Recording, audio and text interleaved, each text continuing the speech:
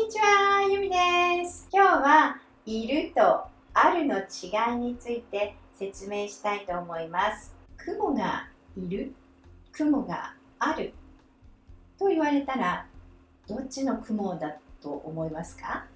雲がいると言われたら糸でツーッと垂れてくる8本足の虫ですね。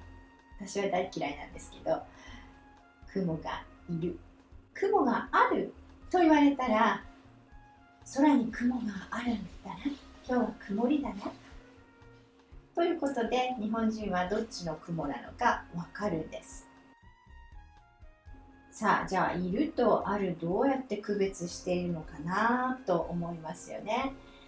で、時々生きているものはいるだよ、生きてないものはあるだよと説明してくれる人もいると思うんですが、実はそうではないんです。生きて動いているものはいるなんです。で、生きていても動いていないものはあるなんですね。例えば草とか花とか木、これは植物で生きていますけれども、あるを使います。動かないからです。で、生きていなくても動いているものはいると言います。例えばタクシーとか車とかですね。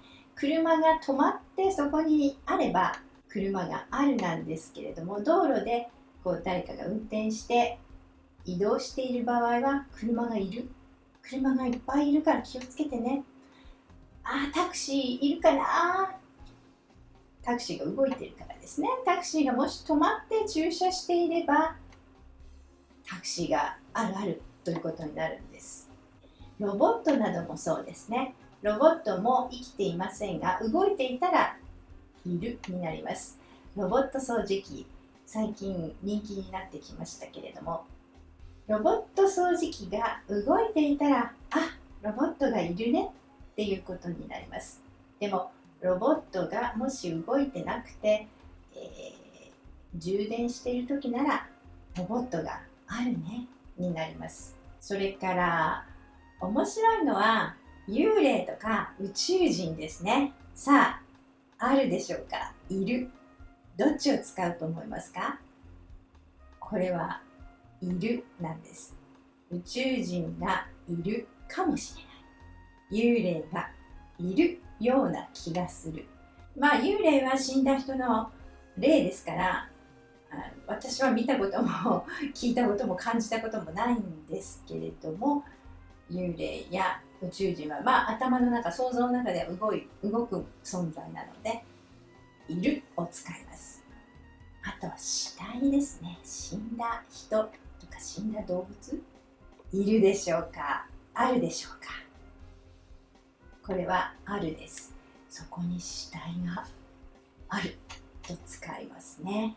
死んで動かないからです。動けば死体が動いたら怖いですけど、死体が動いたら死体がいるっていうことになります。ゾンビはいるんですね。だからゾンビはいるを使います。今日はいるとあるの違いを説明してみました。わかりましたか？